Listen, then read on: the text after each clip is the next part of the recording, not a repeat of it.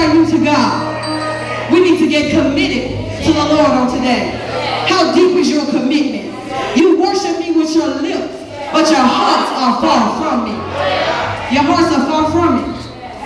And I tell you what we do. So many times we use things that happen in our lives as a crutch or as an excuse to turn our backs on God. We use situations as a crutch to turn our backs on the Lord. Now I just told you, it don't matter who left you. He'll never leave you or forsake you. It don't matter who walks out the door. If man closed one door, God can open up another. He can open up the windows of heaven and pour you out a blessing that you won't even have room enough to receive. Hallelujah. Glory to his name. Sometimes you gotta have the gift of goodbye. I gotta let it go so I can receive something else. Come on, get the gift of goodbye in your life. You gotta get the gift of goodbye. You gotta let it go so God can do some great things in your life. And you know, we have insecurities. But Lord, I don't want to let this go because I'm afraid of being alone. But I'm still telling you, he says, I'll never leave you nor forsake you. I won't leave you as an orphan. God is telling you I'm still here. I'm more than enough. I'm all that you need. Hallelujah. I am your provider. You don't need the joker to provide for you because I can provide for you. Hallelujah. God says, lean on me. Depend on me. Trust in me. I'm all that you need. But you got to trust me. You got to trust me enough. Stop putting your confidence in me. Stop putting your confidence in your situation. Stop putting your confidence in your money. I'm telling you, money will go away. Money will go away. But he says, my word will stand forever. All you need is a word. The milk of the word of God. Hallelujah. Look at your neighbor and say, grow up. We still talking about growing up, people. We're talking about growing up, growing up. How bad do you want it? How bad do you want it? Hallelujah. Now, a sign of growth is this. First thing we said, you have to know who God is. The next thing you have to begin to develop.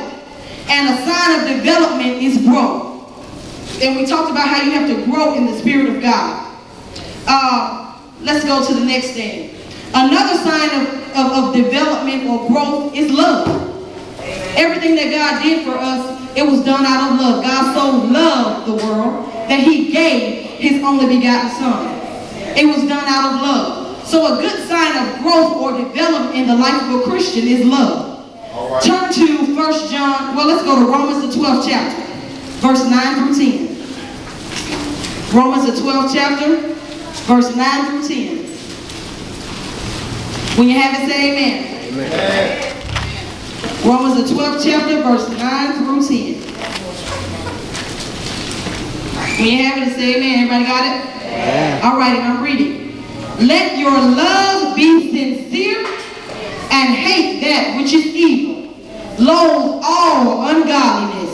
Turn in horror from wickedness. Yeah. But hold fast to that which is good. Love one another with brotherly affection as members of one family, giving precedence and showing honor to one another.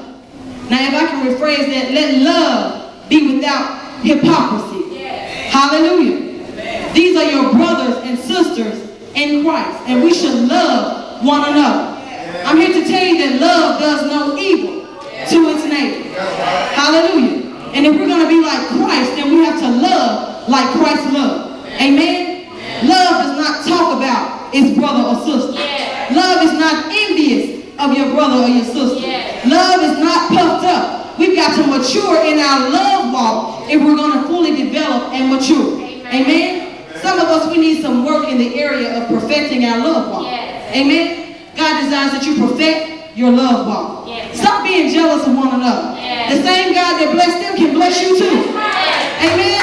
It might be my time today, but it might be your time tomorrow. Hallelujah. God can do whatever he wants to do. He is sovereign. He can bless whomever he wants to bless. Don't hate on them. The Bible says, rejoice with those that do rejoice. Hallelujah. You got got to rejoice. Amen. Now look at this verse. Turn to Hebrews, the 5th chapter.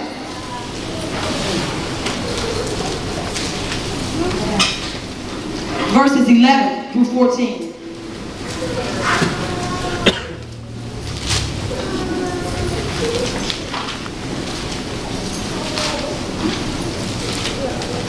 Well, we read that one already. I'm not going to go back over it. Let's go to 1 John, the 4th chapter.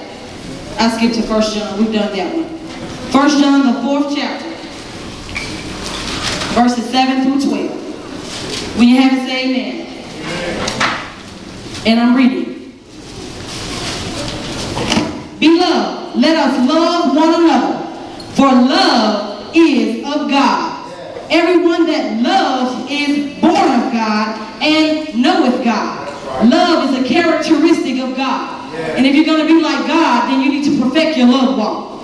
Verse number 8. He that loveth not, knoweth not God, for God is love. If you don't love, you don't even know who God is, because God is love. How can we say we know Him or we love Him if we don't love our brothers and our sisters? How can we say we love God? Look at verse 9. And this was manifested, the love of God toward us, because God sent His only begotten Son into the world that we might live through Him. Herein is love. Not that we love God, but that God loved us and sent His Son to be propitiation for our sins. Beloved, if God so loved us, we ought to also love one another. No man has seen God at any time. If we love one another, God dwells in us, and His love is perfected in us. Now you have to let the love of God be perfected in you. Now how can you love your neighbor that you look at every day and say you love God whom you can't even see? How can you love God that you don't even see if I can't love the person that's sitting right next to me? Amen? Some of us, we'll pass right by each other on the side of the road. We'll know somebody is in need help, and we can help them, and we won't even do it. Amen? When I was hungry, did you clothe me? When I was looking at it, I said that backwards. When I was hungry, did you feed me? When I was naked, did you clothe me? Amen? We've got to love one another because God loved us. Amen? God's love was unconditional. God's love was unselfish. God's love didn't even have a motive. Amen? So your love shouldn't have a motive. Your love should be unselfish. Amen? Let me tell you another characteristic of development. One characteristic of development is growth. Another characteristic of development is love. Another side of development is when you become more God-centered and less self-centered. Amen? You've got to become more God-centered and less self-centered. Pastor preached a message a couple of weeks ago and he said, get over yourself. It's not about you. Amen? But it's about the plan that God has for your life. Everything is not about you. Things aren't always going to go your way. I'm sorry to tell you that this morning, but it's not. Amen? But you have to be more God-centered. And you have to focus more on doing the things that God called you to do. Amen? Everybody wants what God has to offer, but nobody wants to do what they need to do to get it. Amen? God calls us to live holy. God calls us to live righteous, but we don't even want to do that. We just want what God can give us. Amen? But I'm here to tell you this morning, you can't get those things without Him. He said, seek ye first the kingdom of heaven and its righteousness, and all these things shall be added unto you. Amen? And God put that condition right there because He knew that if He gave you those things, then you would forget about Him. You wouldn't even be mature enough to receive the blessing without Him. So God says, if you get me, then you have everything that you need. If you get me, you got everything that you need. Amen? Seek ye first the kingdom of heaven and its righteousness, and all these things shall be added unto you. So the first sign of development is growth. A next sign of development is love. Another sign of development is when you become more God-centered and less self-centered. Now, another characteristic is this.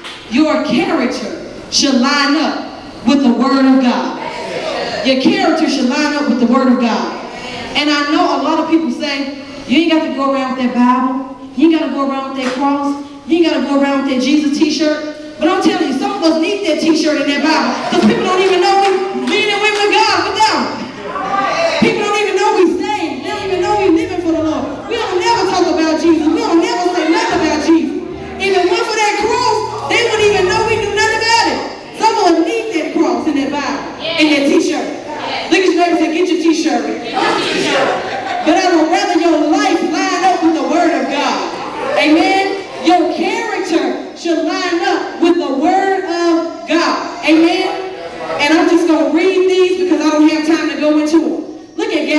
5th chapter. Galatians, the 5th chapter. Verse 22 through 24. And I'm just going to read through them. Your character should line up with the Word of God. What kind of character should I produce as a spiritually mature Christian? But the fruit of the Spirit is love, joy, peace, long-suffering, gentleness, goodness, faith, meekness, temperance. Against such, there is no law. It don't cost you nothing to love. It don't cost you nothing to have. You can get that for free. Amen? But the fruit of the Spirit are these. Amen? If you're going to be a Christian, then these are the fruit that you should produce in your life. Amen. What type of fruit are you producing? Ask your neighbor that. What kind of tree are you? The Bible says that a tree is known by its fruit. A tree is known by its fruit. And the fruit of the Spirit is love, joy, peace, long-suffering. Some of us, I don't know what kind of fruit we producing. We proclaim the name of the Lord, but we got the worst attitude that I ever seen anybody have in my life. But the fruit of the Spirit is love, joy, peace. You ain't never got no peace.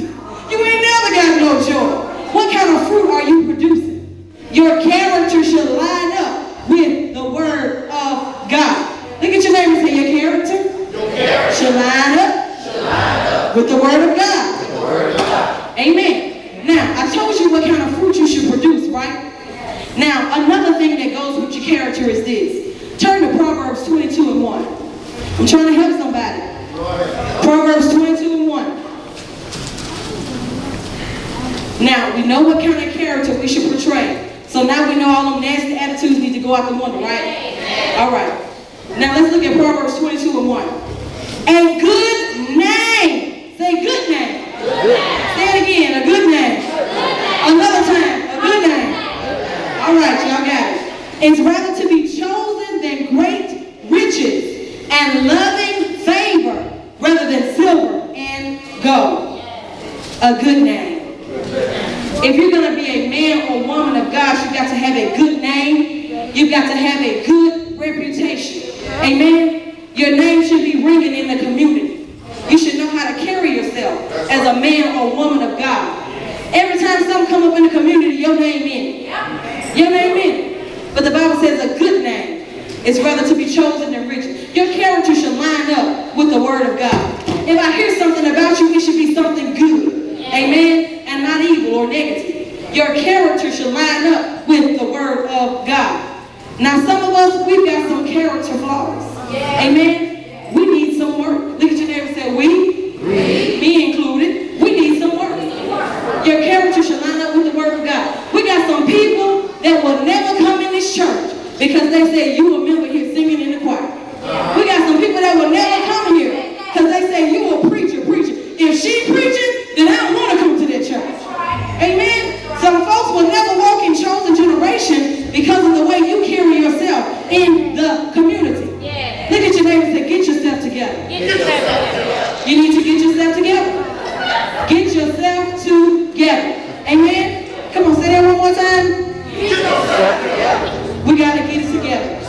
The Bible says, to him that knoweth to do good and doeth not, the Bible says to him, it is a sin. We know what to do, but we choose not to do it. Make the choice to do the right thing. I want to compel you today to make the choice to do the right thing.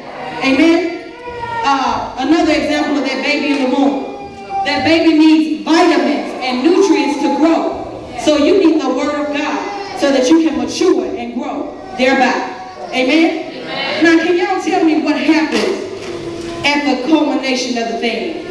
You go to the doctor every week, and at the end, the baby is 40 weeks old. What's the next step or the next process? Can you help me this morning? You gotta do what? You gotta do what? Come on, say it, everybody. You gotta do what? Rona, give me some music. Somebody sleep up in here. I'm trying to help. You gotta do what? You gotta do what? What you gotta do? All right, listen. You got to give birth. Oh my God, that was the worst thing I ever had to go through. That was the most painful, most uncomfortable thing I ever had